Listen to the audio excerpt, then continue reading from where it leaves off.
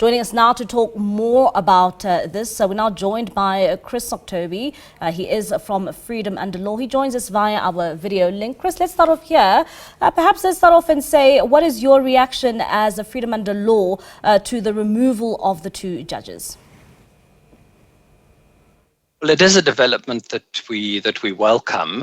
It's something that Freedom Under Law has been pursuing for some time, because there have been concerns about how the process for dealing with complaints against judges has not always worked as well as it should do.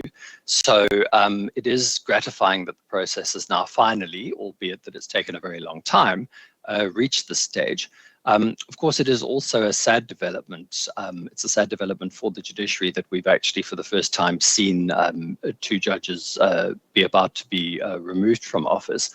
But it is also a really important moment for ensuring that judges are held to account when they do commit serious misconduct.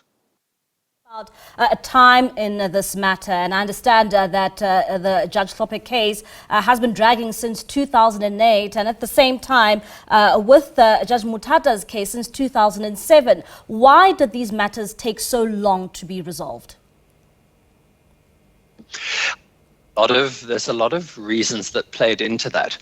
If one's going to be charitable to the Judicial Service Commission, one might say that the fact that we are in unprecedented territory, the fact that we hadn't been through a process like this before, contributed to some of the delays, and that issues were challenged in court, and because there were new questions of law and there were new legal provisions that were being used for the first time. So a charitable reading would be to say that perhaps was a bit of an early teething process. But I think also there were some fundamental problems in the decision-making process from the Judicial Service Commission at various stages in the process, in trying to dismiss complaints, or in the case of Judge Motata, finding his misconduct not to be sufficiently serious to warrant removal.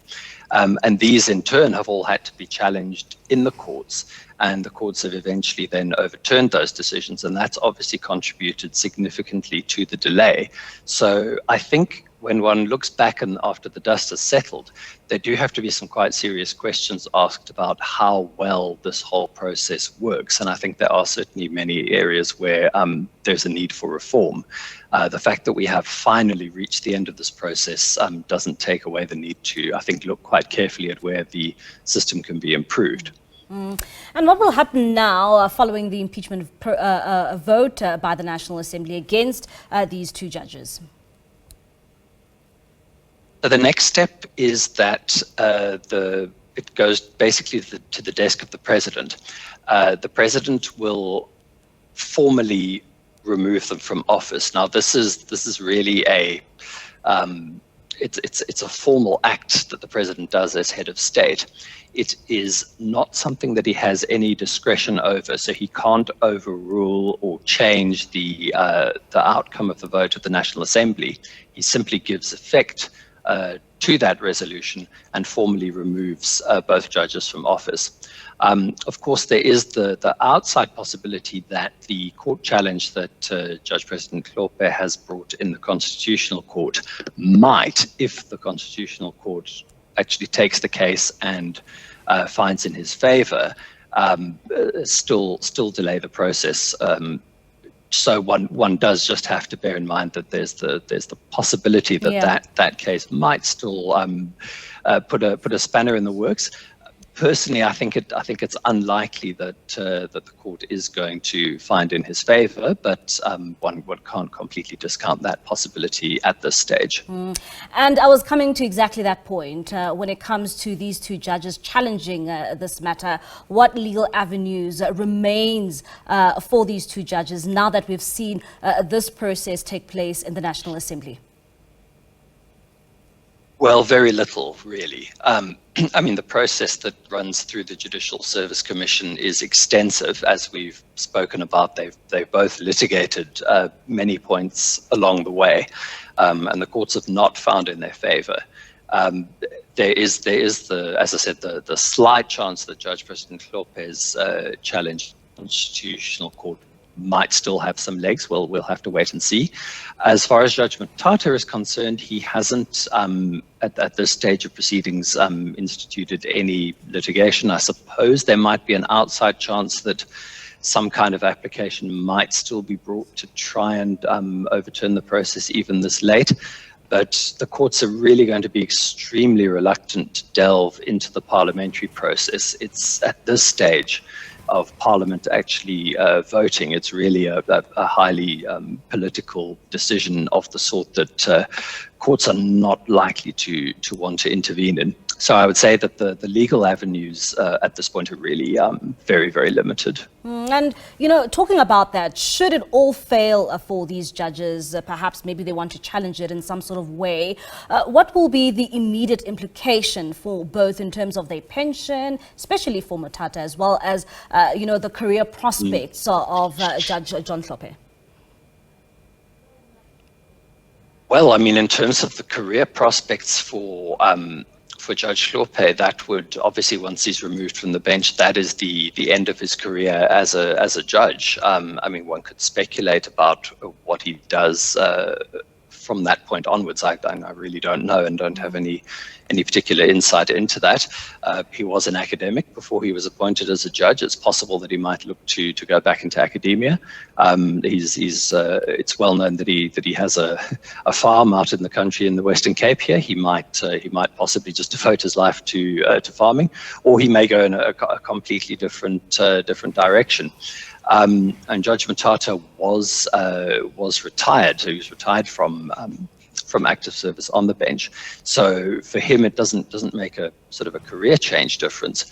But the big issue is, as you allude to, that this probably then leads to a loss of pension or judges' equivalent of pensions, and judges are effectively paid a proportional salary for life as a way of ensuring their financial independence. Now, that is, we've never been here before, so it's not clear exactly how that's going to work, but logically it suggests that they would no longer be entitled to receive that benefit since they've been removed from judicial office. And Chris, coming to the fact that, this is the first time we've seen this take place, and as South Africa, as we mark 30 years of democracy, what does this impeachment of these two judges mean for our country?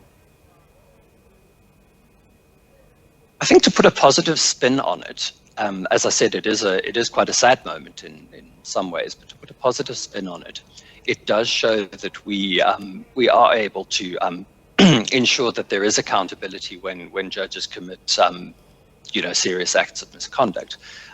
As we know, judges have a tremendous amount of power. They are hugely important people in our society. They have the ability to overrule legislation passed by Parliament. They have the power to overturn action taken by the executive. So it's a really, really highly significant and important role. And their independence is very carefully protected, which is part of why the process of removing them takes so long and is so difficult.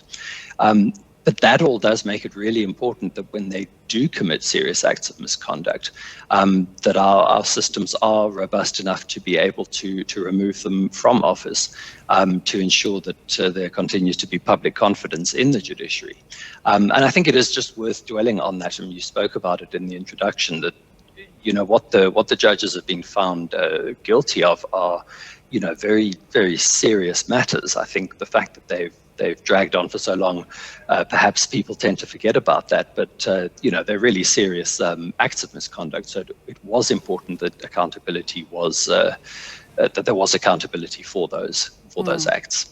Chris, thank you so much for your time this evening. That is Chris Oxtoby. He is from Freedom Under Law, just giving us his reaction there to the impeachment of the two judges in the National Assembly today.